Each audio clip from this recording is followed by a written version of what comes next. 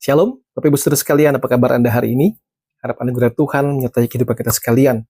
Waktu berlalu begitu cepat sekali, tidak terasa kita sudah memasuki masa-masa Prapaskah. Selamat datang dan mendengarkan renungan yang saya sampaikan oleh pelayanan His Partner Ministry. Buat channel YouTube ini kiranya boleh jadi berkat bagi Bapak Ibu sekalian. Silakan like, kemudian subscribe channel ini dan siarkan kepada orang-orang lain. Saudaraku, kita baru saja melewati masa-masa Imlek dan tahun-tahun yang sangat spesial sekali karena sehari setelah Imlek itu adalah hari Rabu Abu. Dan dalam masa-masa ini kita masuk dalam masa yang sebutnya masa Prapaskah, yaitu kira-kira 40 hari menuju ke hari Paskah. Saudara sekalian, bagaimana persiapan hati kita? Kok rasa-rasanya waktu cepat sekali berlalu, kita sudah memasuki masa-masa ini dan kemudian kita akan bergumul bersama. Berdoa kiranya hari Paskah nantinya bukan hanya menjadi sebuah hari Paskah biasa yang kita lewati setiap tahunnya. Dalam 40 hari menuju Paskah, kita akan melihat bagaimana Yesus Kristus, sang pemimpin itu, pemimpin perjalanan menuju kepada kematian kebangkitannya, menyampaikan sebuah panduan perjalanan yang sangat radikal sekali, yang kita sudah tahu semua. Saya percaya Bapak Ibu sudah pernah mendengarkan, bagian ini sudah tahu bagian ini, berbicara mengenai menyangkal diri, memikul salib, dan mengikut Yesus. Sebelum kita melanjutkan renungan ini, mari kita berdoa terlebih dahulu. Pada dalam surga kami mengucap syukur buat anugerah berkat yang kau berikan kepada kami sampai pada hari ini. Dalam masa-masa memasuki masa Prapaskah, izinkan kami boleh merendahkan hati sekali lagi, belajar dari firman Tuhan, mengikuti teladan Kristus Yesus yang begitu mengasihi kami. Berkatilah waktu ini ya Tuhan, dalam nama Tuhan Yesus Kristus kami bersyukur, kami berdoa. Amin. Saudara, jikalau kita melihat bagian ini, saya mengajak kita melihat Markus pasal yang ke-8, 34 hingga 38. Saya bacakan. Lalu Yesus memanggil orang banyak dan murid-muridnya dan berkata kepada mereka, setiap orang yang mau mengikut aku, ia harus menyangkal dirinya, memikul salibnya, dan mengikut aku. Ada siapa yang mau menyelamatkan nyawanya, akan kehilangan nyawanya. Tapi barang siapa kehilangan nyawanya karena aku, dan karena Injil, ia akan menyelamatkannya.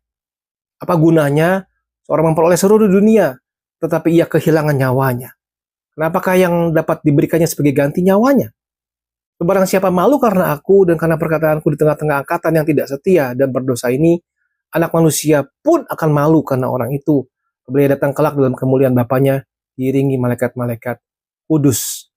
Terus ada beberapa poin yang kita bisa renungkan, mengingatkan kita. Yang pertama adalah keputusan terhadap diri sendiri, yaitu 34A tadi, menyangkal diri. Menyangkal diri. Sebuah panggilan untuk melepaskan hak untuk kita memerintah. Menyangkal diri, aparneomai, istilah yang kuat. Artinya itu menolak. Menyangkal sebuah hubungan, tidak mengakui sebuah hubungan. Sudah ingat waktu Petrus menyangkal Yesus. Ini adalah kata yang sama. 3 kali dia berkata, aku tidak mengenal dia, aku tidak mengenal dia.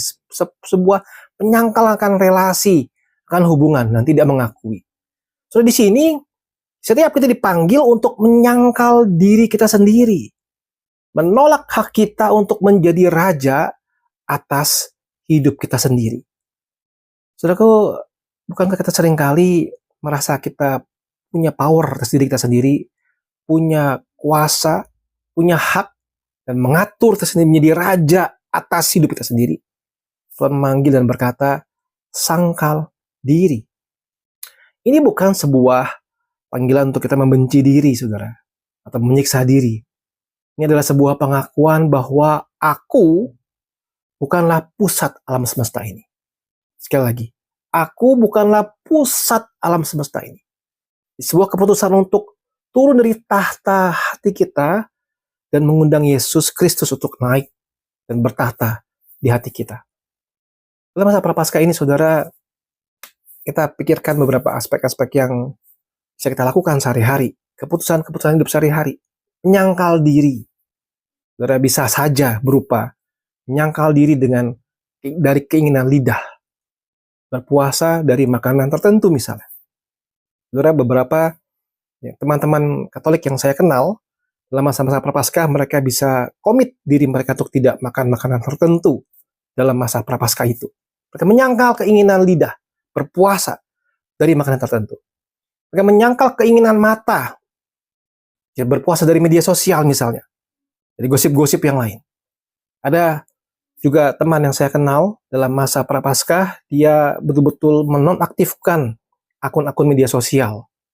Dia mencoba untuk lebih fokus kepada firman Tuhan dan menyangkal diri dari keinginan mata. Menyangkal diri juga bisa dari keinginan hati, saudara. Ini yang sulit, bukan? Mengampuni, bukan hanya kita mendendam, ya. Ini keinginan hati yang sangat sulit sekali. Kita punya banyak sekali keinginan. Bisa kita menyangkal diri? Saudara, pertanyaan yang kita perlu renungkan pada saat ini adalah satu area spesifik dalam dirimu, dalam diri saya, yang masih bertahta dan perlu disangkal dalam masa Prapaskah ini. Masih adakah? Coba renungkan sebentar. Yang kedua, saudara, adalah satu keputusan terhadap jalan hidup, yaitu memikul salib. Bukan cuma menyangkal diri, tetapi kita diminta memikul salib, menerima kehendak Bapa yang mungkin saja tidak nyaman bagi engkau dan saya. Terus salib itu bukan berbicara mengenai penyakit, musuh, atau kesulitan hidup.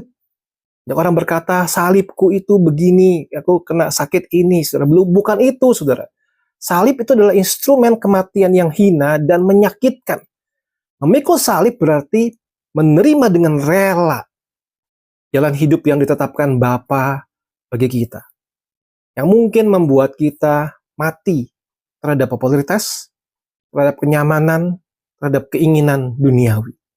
Jadi memikul salib itu satu hal yang sangat penting, tapi juga sulit sekali. Masalahnya, relakah kita menerima jalan hidup yang Bapa tetapkan bagi kita?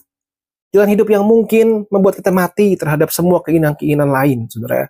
Kita memikul salib kita. Ini adalah identifikasi dengan Kristus. Yesus memikul salib menuju Kalvari, dia memikul panggilannya, pelayanannya, penderitaannya secara khusus. Kita dipanggil untuk mengikut Yesus seperti itu. Saudara, di dalam masa Prapaskah ini apa aplikasi praktis kita bisa memikul salib kita? Salib kita bisa jadi adalah sebuah ketaatan dalam bidang-bidang yang kita selama ini susah untuk kita taati, kita enggan. Mungkin juga sebuah kesetiaan dalam sebuah hubungan yang sulit selama ini. Atau juga sebuah tuntutan untuk berintegritas di tengah-tengah tempat pekerjaan kita yang korup.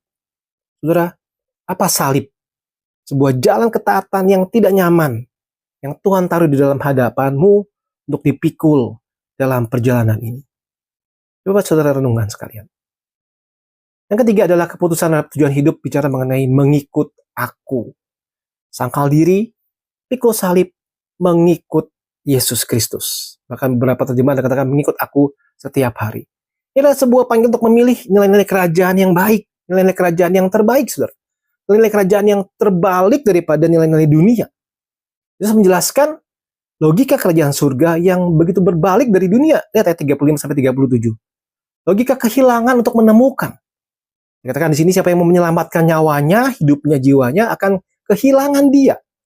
Tujuan hidupmu adalah memuaskan, menyelamatkan dirimu sendiri, maka kita akan kehilangan makna yang sejati. Itu adalah logika memberi untuk menerima. Barang siapa yang kehilangan nyawanya karena aku, ia akan menyelamatkannya. Tujuan hidup kita adalah untuk memberikan hidupmu untuk Kristus dan Injil, memberi, maka kita akan menemukan hidup yang sesungguhnya. Dan keputusan akhirnya adalah kita mau hidup untuk memperoleh seluruh dunia kah? Atau kita tidak malu karena aku? Mengikut Yesus adalah memilih nilai-nilai yang kedua. Kita harus belajar mau hidup untuk Tuhan. Hidup untuk Tuhan. Tetap mengikut Yesus berarti setiap hari kita bertanya, Tuhan, dalam diriku ini, apa sih pilihanku hari ini?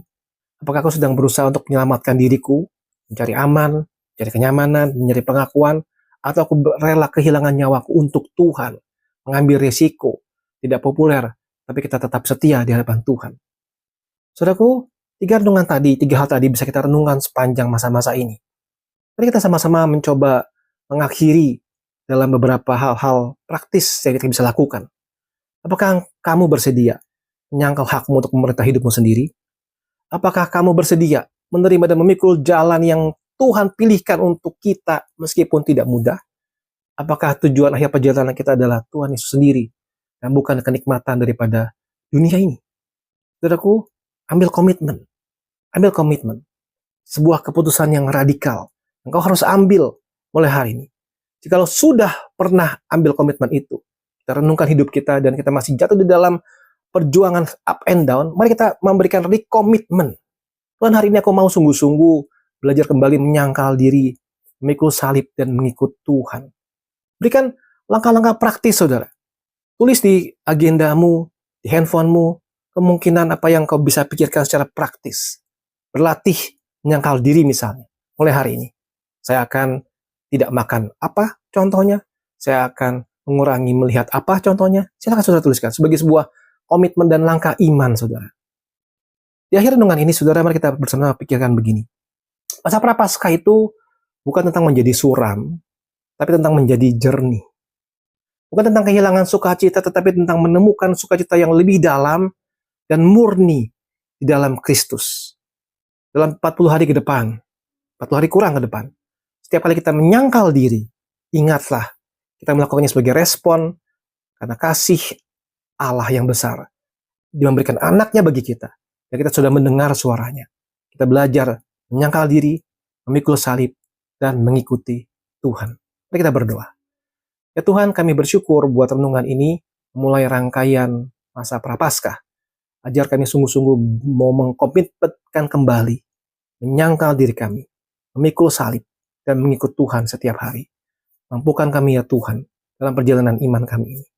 Dalam nama Tuhan Yesus Kristus, kami bersyukur dan kami berdoa. Amin. Tuhan memberkati kita sekalian.